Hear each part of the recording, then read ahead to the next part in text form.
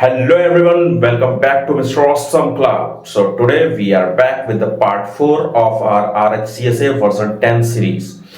In this part we are going to talk about some basic commands and few fundamentals of Red Hat. For example, we will discuss the different type of commands and the tab completion feature and some basic operation that you perform in Red Hat.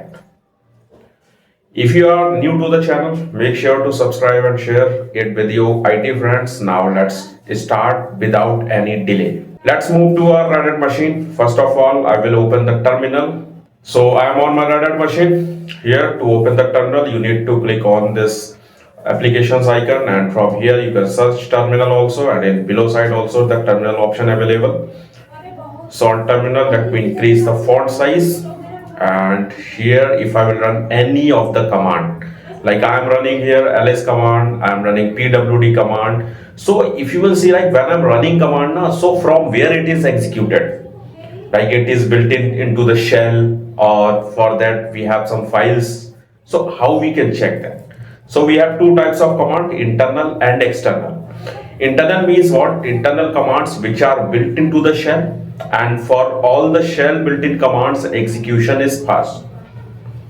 External command means what? External command which are not built into the shell, and this command are executed from a specific file, right? So that type of commands are called external command. Now the question is how we can check like which type of command we are using. So before the terminal, if I will show you in files, so here we have, these are the directory, file system hierarchy. So here we have two directory, win and sp, where all the files related to your commands are available. Right here in bin, if you will see, so here we have lots of files. So all these files are related to commands. When you execute that command is executed from here, all the external commands. So here you can see like these files, right, fg. So these all are the files. So on terminal, if I want to check which type of command I am running, here I will run type space hyphen t and it will run me. So this is alias. So ls is alias. Alias means what? We can say like alias means that's a shortcut for commands, right? If you want to create shortcut for command, that is called alias here. Here we have some like built-in alias also, like when you run ls command, so in backend that run ls space hyphen hyphen color hyphen auto, right? That means every time when you run ls is not a command, that's a alias. The complete command is this one.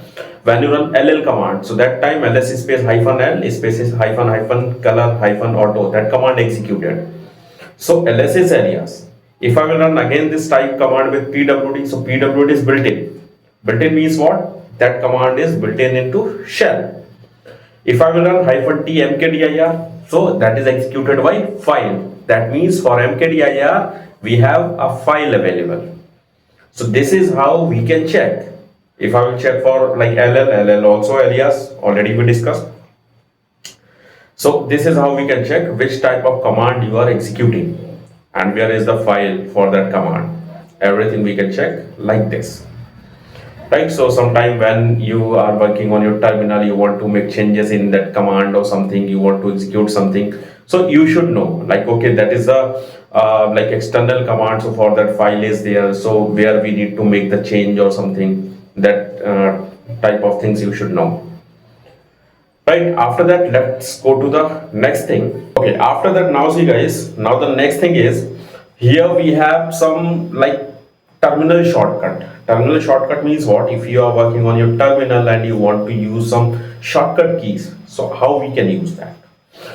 So shortcut keys means what? Like suppose if you have written this command cd space downloads, right, a line of command like this you written there. If you will do control a, so your cursor will jump into the beginning of line. Control A, you can see here on CD. If I will do control E, right, so cursor will jump to the last to the line. Let me do control E, right, like this you can say. And after it, like if you want that, if you want to delete the left side character, right? Left side character you want to delete. So let me move to the cursor to the middle so that I will delete the left side of character here.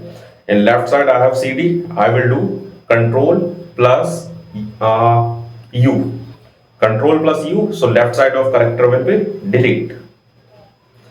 Right? If I will do control plus K, so right side of character will delete. Let's see. Control plus K. It's deleted. Right? So that's the shortcut. One more thing if I will do, so for that let me write the complete command again. So cd space downloads, and now what I will do, if I want to jump to the beginning of word, earlier we did that for line, control A, so your cursor will jump to the starting of line. But if you will do control and left arrow, so your cursor will jump into the starting of word, right? And if you will do control plus right arrow, so it will jump to the last to the word and to the word. Here all the shortcut also I have written, so you can note down it.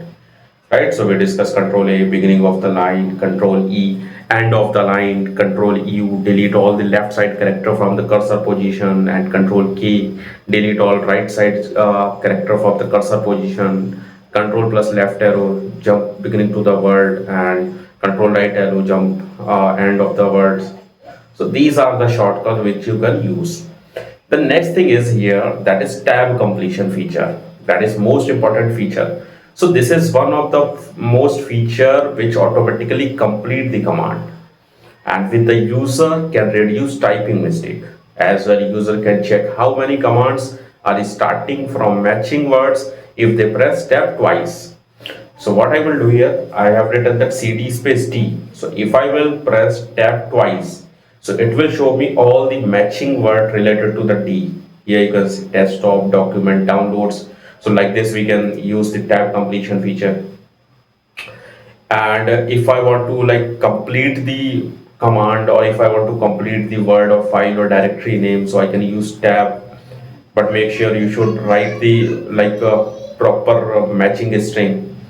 Or here if I will do pw, and if I will do tab twice, so these all the commands related to that pw or mkd. Let me check. Press tab twice. Okay, here we have two commands, mkdi, ct and dir. Okay, so no issue. If I will do mk and then tab twice, so all the command starting with mk, here we have.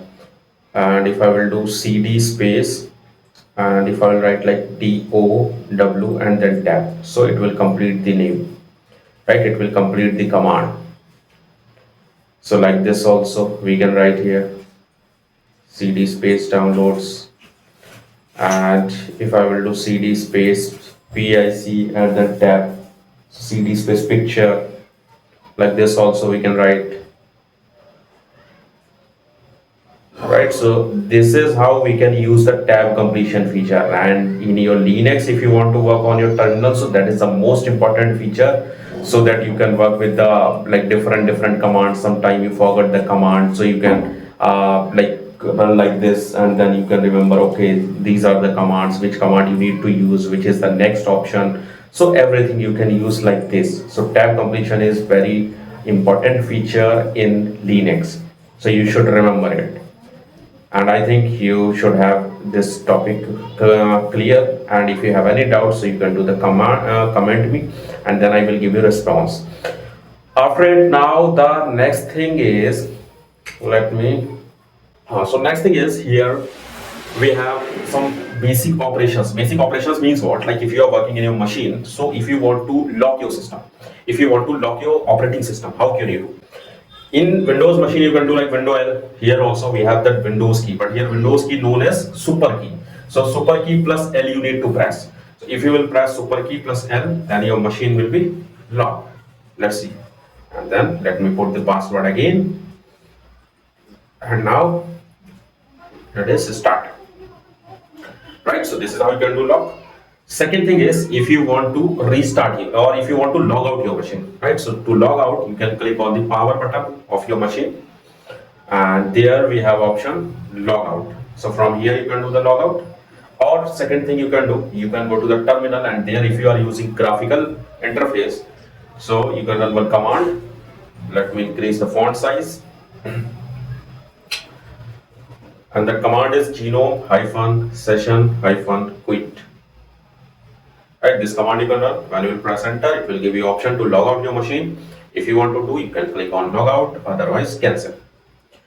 Next thing is if you want to reboot your machine, if you want to restart your machine, so the same option, you can click on power button and there is the option restart, or you can run reboot command on your system.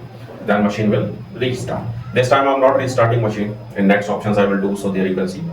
Otherwise it will take some time. For shutdown, for power off, the same option, you can click on power button and there is the option shutdown or power off, and you can run one command also on your terminal, that is power off. So let me run power and off. Okay, power off like this, and then when you will press enter, so machine will power off. So these are the basic operations which you can perform here. After it, now let's go to the next thing. Okay, so now the next thing is here, like if you are working in your machine, so one more thing you should know, like if you are going to work on your operating system, so which version you are using of operating system, which version of kernel you are using, that you should also know. How you can check it, right? So to check it, if you want to check the kernel version, here we have a command, that is uname space hyphen r. So you can use this command and you can check the kernel version. So when I run this uname space hyphen r command, here you can see my kernel version is 6.12. Like this we can check. If you want to check your operating system version, right? So for that we have one more command, that is cat space etc, and here we have file OS release. So where you can check all the OS related information, and here like platform, vendor, and some sites also related to, like if you want to report your bug, a URL is there. So everything you can check with this command. One more command if I will run, like cat space proc space and version. So with this command again we can check the kernel version. Here also Linux version 6.1, that's the kernel version. And one more we have command. With this command you can check everything, like OS related, kernel related, and hardware related. So when I run hostname CTL command, so here you can see information, like here it is showing static hostname, we didn't set transit hostname, local host, icon name, computer VM we are using churches, VM, machine ID, boot ID, product ID, virtualization, right? VMware we are using, operating system, Red Hat Enterprise Linux 10.1, OS name, kernel, architecture, hardware vendor, hardware model, hardware serial, firmware version, firmware date, firmware age. So everything is there, right? So hostname CTL, with this command you can check every information. So this is how we can check the system info. After that, now one more thing, that is if you want to change the host name in your machine, right? Because sometimes if you are using in your machine, so you should know how we can change the host name, so that in your organization, in your network, you can manage your host name. So with the host name command, you can check the host name, localhost.local domain, right? With this command, if you want to change, so to change we have two methods, temporary method and permanent. Temporary method means if you will restart your machine, again that name will revert back, right?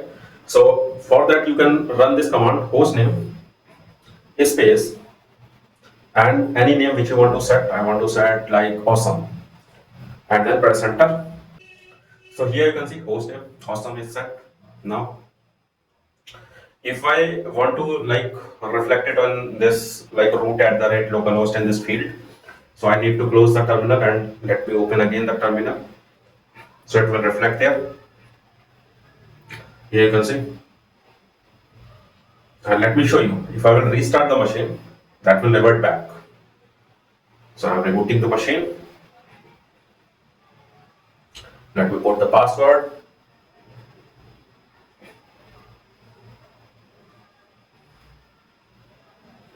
Increase the font, and here you can see localhost again, right? So that is the temporary method.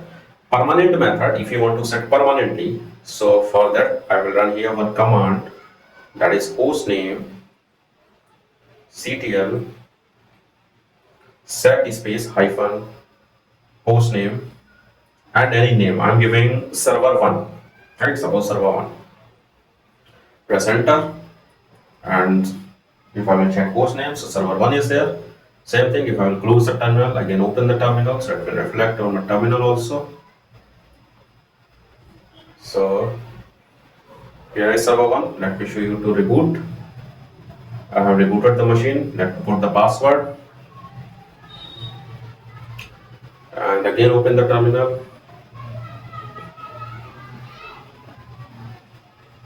And here, if you will see, that name is not changed. It is permanently saved here. Server 1. Right? This is here. Permanently, you can set the host name. One more method we have. If I will run here nmcli general host name, with this command also you can check the host name. And if you want to change the host name permanently, so with this command also we can do that. So I will run here nmcli general space host name and any name. So I am giving here awesome, right? So I just type here awesome, and now if I will check here, so awesome name is set. So if I will open new tab or the terminal again, so here it is reflecting, and after it is permanently set, right? So this is how we can set or we can change the host name permanently. Right guys, so I think it is clear to everyone. Okay guys, so now that's all for today. Tomorrow we'll start again the next part where we will discuss file system hierarchy. Thank you everyone.